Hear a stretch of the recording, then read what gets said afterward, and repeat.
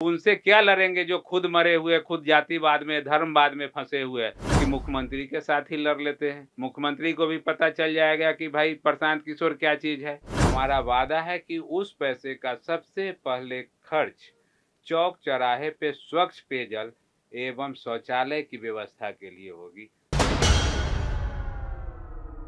आपकी आवाज को सुनने आ रही है प्रभात खबर इलेक्शन एक्सप्रेस। देखते रहिए प्रभात खबर इलेक्शन एक्सप्रेस। प्रभात खबर की टीम इस वक्त इलेक्शन एक्सप्रेस को लेकर वैशाली विधानसभा क्षेत्र में है। हमने चौराहे पे चर्चा किया और चौपाल भी किया। हमारे साथ एक बेहद ही खास मेहमान मौजूद हैं, जनसुराज के नेता और स्थानीय बिजनेसमैन सर्वेश कुमार जी। सर्वेश जी, आपका बहुत बहुत स्वागत है प्रभात खबर। आपका भी बहुत बहुत स्वागत है।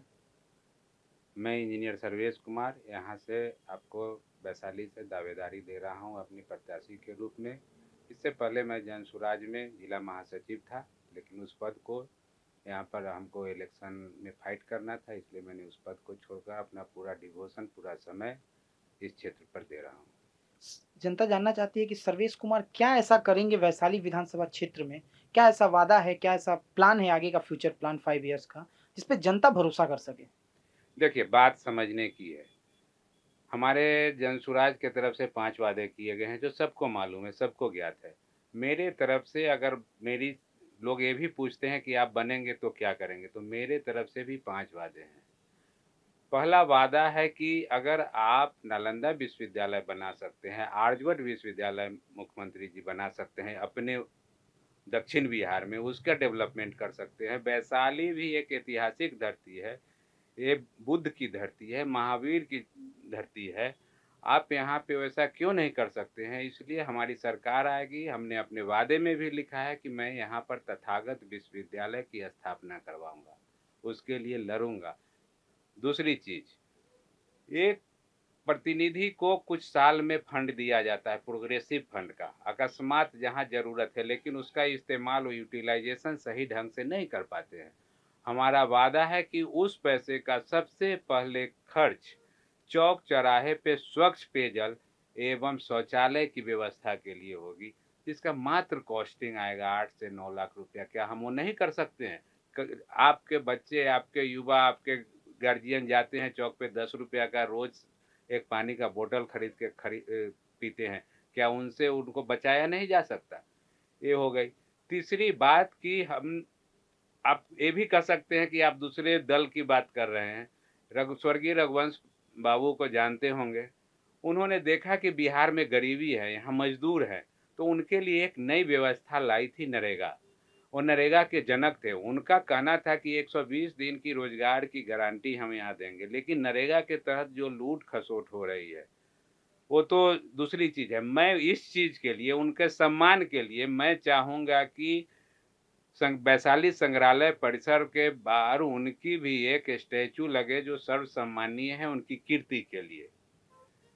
और आपको बहुत ही, अभी हम लोग एक एनएच पे बैठे हुए हैं, अभी एक चौपाल हो रहा था, उसमें एक युवा बोले कि हम 4 घंटे में कहीं से एक जिले से दूसरे बिहार के किसी कोने में पटने से जा सकते हैं। बेशक जा सकते हैं, लेकिन आप वो कभी ये चीज को सोचिए, संजीदगी से उनको सोचना पड़ेगा।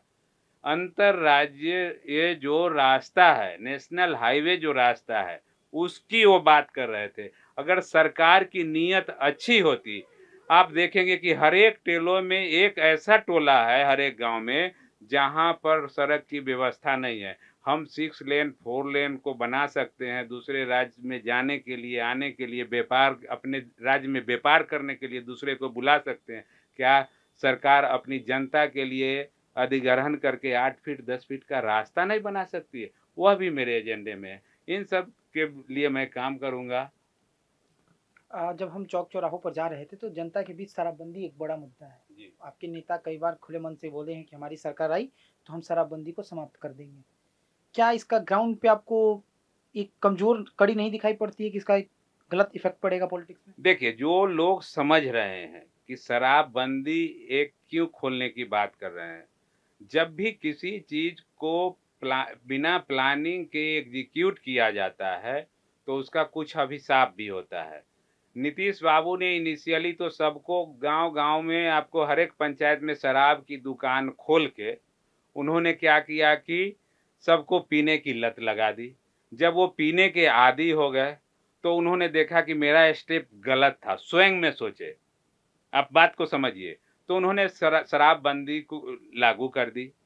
अब शराबबंदी लागू करते समय उन्होंने केस स्टडी नहीं किया दूसरे राज्यों का जहाँ पे शराबबंदी है। कहने का मतलब कि वहाँ पर जो सूखा नशा जो बच्चों में लिया जा रहा है, आपको मालूम होगा कि अभी बिहार में किस तरह से सूखा नशा से हमारे युवा जकड़े हुए। शराबबंदी का मतलब ये होना चाहिए ताकि हम वो सूखा नशा से भी अपने बच्चों को बचाएं, स्मगलिंग से बचाएं। यहाँ पे आप जो जहरीली शराब यहाँ बिक रही है, आए दिन शराब पकड़ाती है, आप क्यों नहीं बॉर्डर को सील करते हैं? आपकी मंशा नहीं है। आप शराबबंदी के नाम पर जो ढकोसला है, इसलिए हमारे प्रशांत जी का कहना है कि हम शराब लागू करेंगे, लेकिन उसके लिए अभी नीति निर्धारण नहीं हुआ है।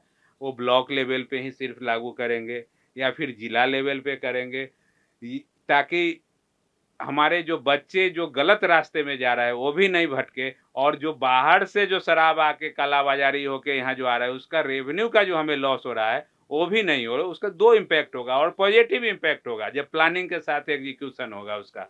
आप इतना मान लीजिए। एक और सवाल है, चूंकि आप वैशाली जिले के रहने वाले हैं, वैशाली जिला में एक राघोपुर सीट आती है जी। कई बार चर्चा हुआ मीडिया के गलियारों में कि प्रशांत किशोर राघोपुर सीट से चुनाव लड़ सकते हैं, क्या तैयारी है उसको? देखिए, बात समझ लीजिए, प्रशांत किशोर जी कहाँ से लड़ेंगे ये प्रशांत जी किशोर जी ने खुद कभी नहीं कहा है। लड़ सकते हैं नहीं लड़ सकते हैं यह समय बताएगा। और प्रशांत जी को आप कह रहे हैं कि राघोपुर से लड़ सकते हैं, तो पर हम तो चाहेंगे और पूरा जन सुराज का हर एक व्यक्ति चाहेगा कि मुख्यमंत्री के साथ ही लड़ लेते हैं। मुख्यमंत्री को भी पता चल जाएगा कि भाई प्रशांत किशोर क्या चीज़ है। जब लड़ने की बात होगी तो वो उनसे क्या लड़ेंगे जो खुद मरे हुए, खुद जातिवाद में धर्मवाद में फंसे हुए, राघोपुर को जो सुधार नहीं सके, उनसे क्या उम्मीद करें? उनसे क्या लड़ना? मरे से लड़ना ही है तो मुख्यमंत्री से चुनाव लड़ेंगे प्रशांत जी? नहीं, ऐसा अभी तक कोई वो नहीं आया है, और शायद संभवतः वो नहीं लड़ेंगे। तो ये थे हमारे साथ सर्वेश जी, जिन्होंने हर मुद्दे पर बात की, प्रशांत किशोर की राजनीति से लेकर वैशाली विधानसभा क्षेत्र की जो समस्याएं हैं और यहाँ का जो मुद्दा है उसको लेकर अपना बात रखा कि अगर इन विधानसभा का चुनाव ये लड़ने वाले हैं, जैसा इन्होंने घोषणा किया, कि वो जनता के बीच किन मुद्दों को लेकर जाएंगे और किस तरह से वो आने वाले विधानसभा चुनाव में लड़ने की तैयारी कर रहे हैं। आगे की तमाम बड़ी खबरों के लिए आप बने रहिए प्रभात खबर के साथ। प्रभातखबर.com, विश्वास वही, रफ्तार नहीं।